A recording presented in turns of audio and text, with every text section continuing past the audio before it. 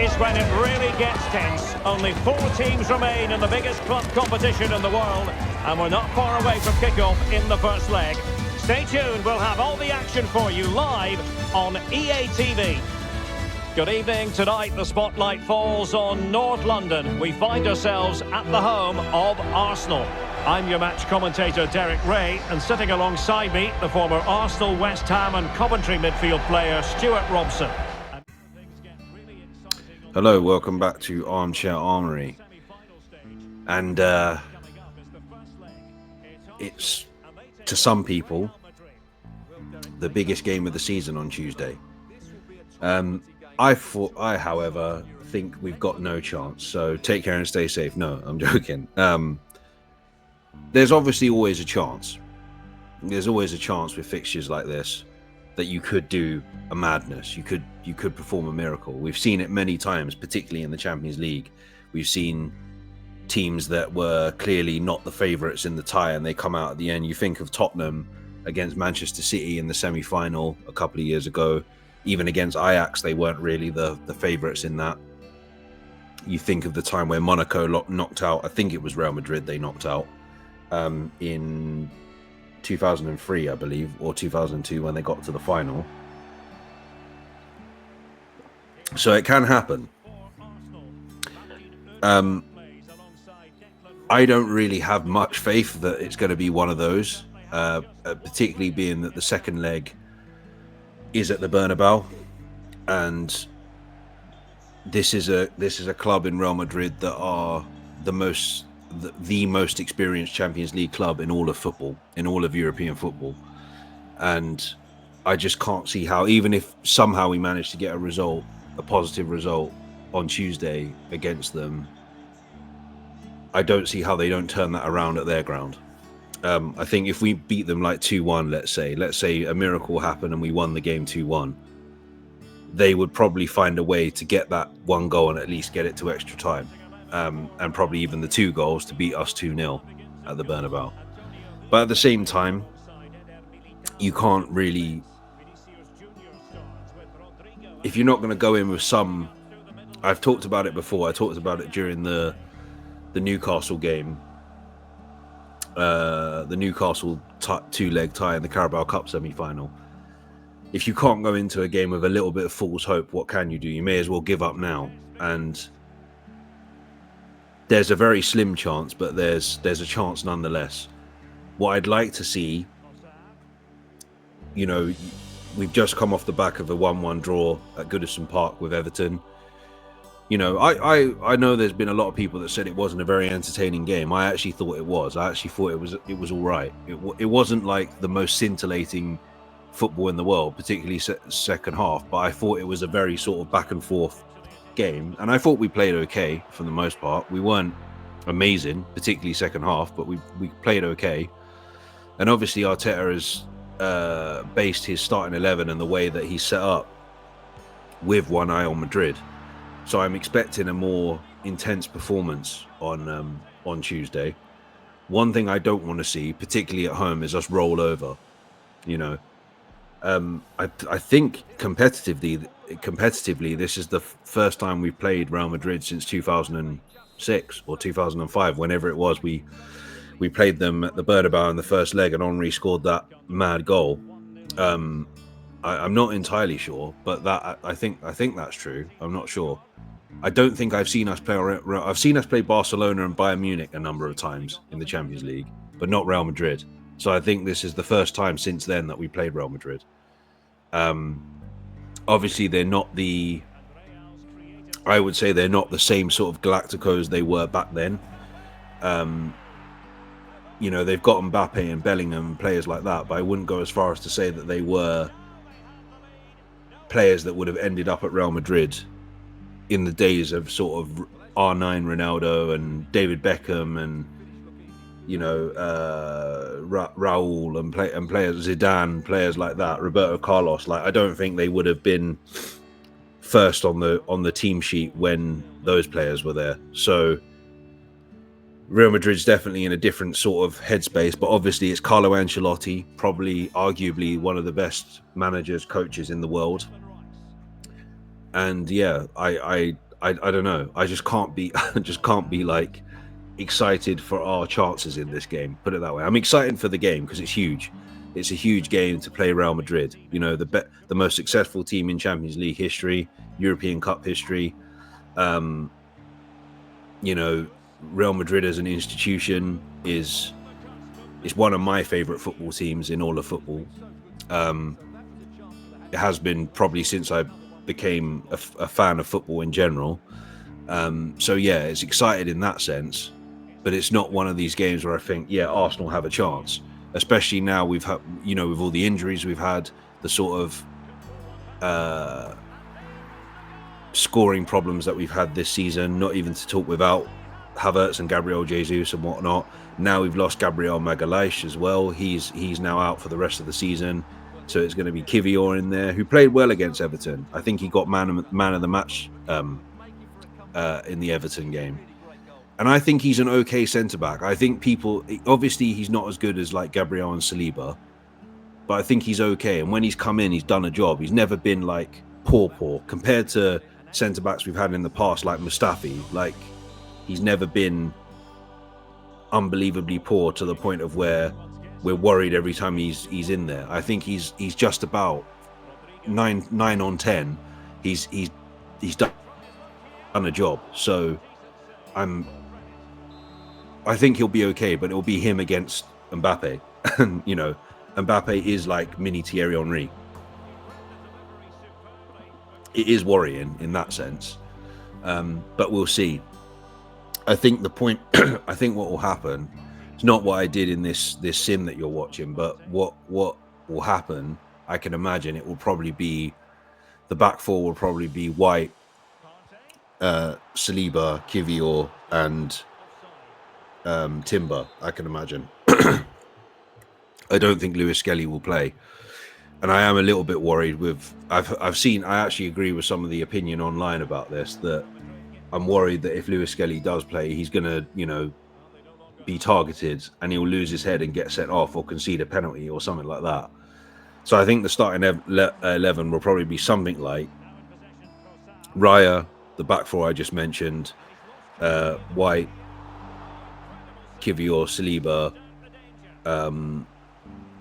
Timber, and then I think the midfield will be Partey, Rice, Ødegaard. And then up front, I think for the first time, you'll see Martinelli and Saka start on the left and right, respectively. And I think Trossard will probably be up front. I'll be very surprised if Merino is up front for this. I don't think this is the game that we need Merino.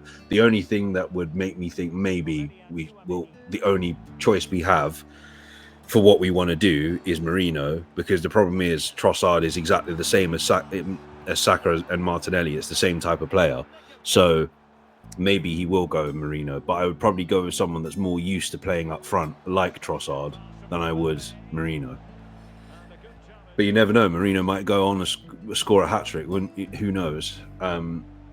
Yeah, I don't know. It's one of those ones where I'm excited. As I said, I'm excited about it, but at the same time, I'm like, I already know what's going to happen. I wouldn't be surprised if on Tuesday night, when I come on here to do my reaction, I'll be saying something like Real Madrid 2, Arsenal 0, or something like that, and saying how I can imagine we will put in a performance. But I can imagine I'm going to be coming here saying that Real Madrid won the game. They were by far the better team, but we did put up a fight. Because I think this is where our season ends, personally, like officially ends. Because I can't see us getting past Real Madrid. And I'm sorry to be negative, but I just cannot see us getting past Real Madrid. When we played Bayern Munich last year, I thought, you know, even though we buggered it up a little bit because we gave away a 2-0 lead. We were 2-0 up in that game. We gave away a 2-0 lead. I still thought going to the Allianz, I thought that we've got potential to, if we play like we did at the Emirates, we can turn this around. But yeah, we were a bit lackluster in that second leg against Bayern Munich, which, you know, they only needed to score one goal. And that was the difference between us and them, the quality in front of goal. And I have a feeling that's going to happen again. But, you know, there's more firepower. And, you know, Rodrigo and Valverde are not, you know, still pretty good, but the players like Mbappe and Vinicius Junior are two of the best attacking players in the world.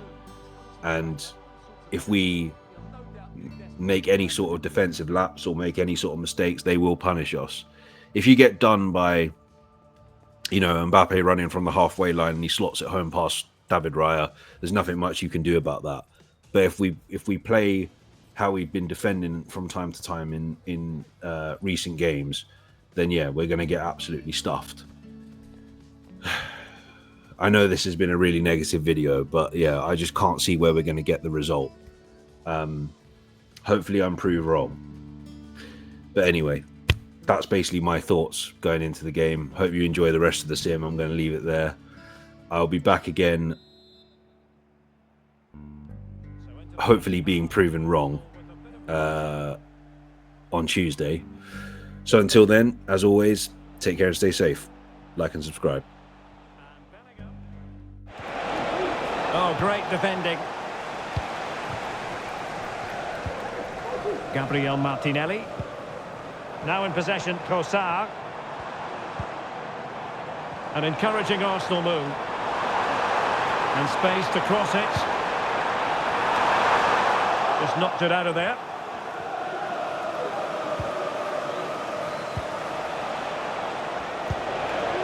Kylian Mbappe. Able to skip past his man. Mbappe! And that's the hat-trick! Tearing apart this defence time and again. They simply can't handle it. Well, here it is again, and it's all about the pace on the counter-attack. They were so quick to break out from their defensive positions, and all you can do is admire the finish by Mbappe. He hits the ball so cleanly. It's a fantastic strike.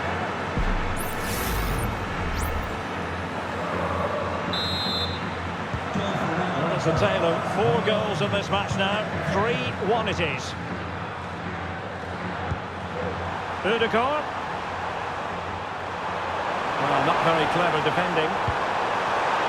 Oh, surely. Great defending. Oh, good work to deny the opportunity.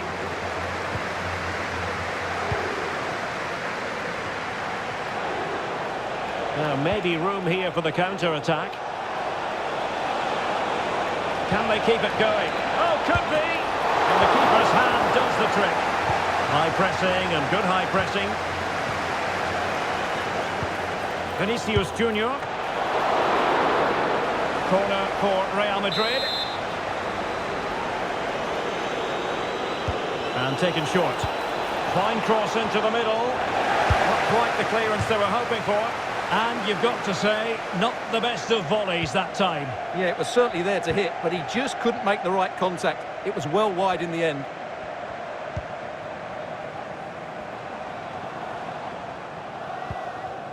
Declan Rice. Martinelli. The cross is on. And an effective clearance.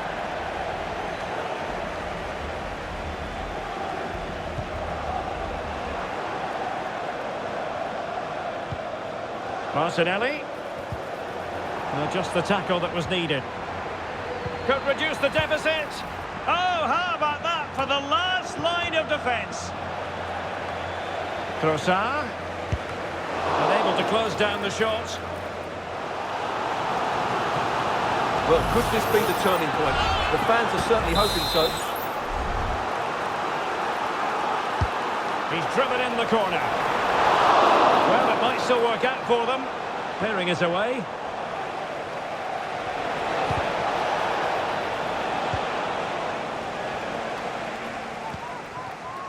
Martinelli. Well, doesn't have to do it on his own. Cross could be useful. And the danger is still there. Danger averted for now.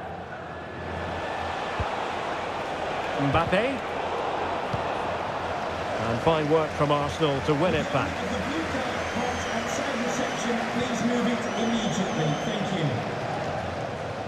Good idea. Could be. Spectacular save. Top-class goalkeeping. That's a useful cross. The threat was there, but the keeper did brilliantly. Rice.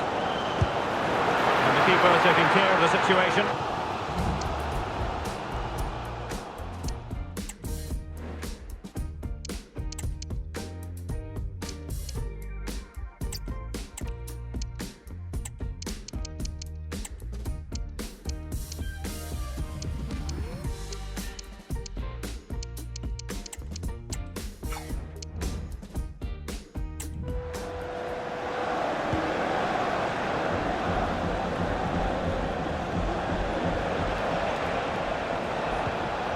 Mbappe. Now breaking at pace. Potential danger. Vinicius. Vinicius!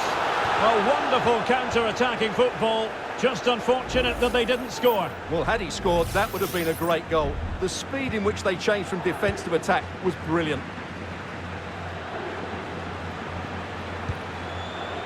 Partey. Gabriel Martinelli.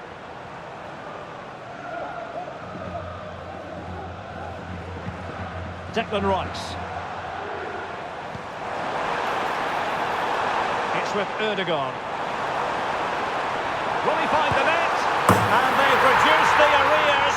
You never know. They still believe in themselves.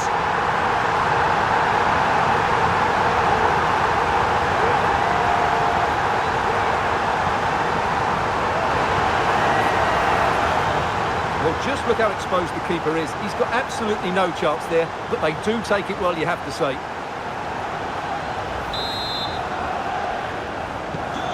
And the ball is moving again. 3-2.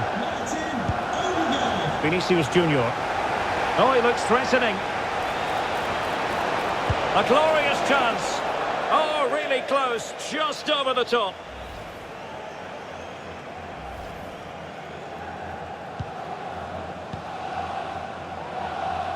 Good high press. In a decent position now.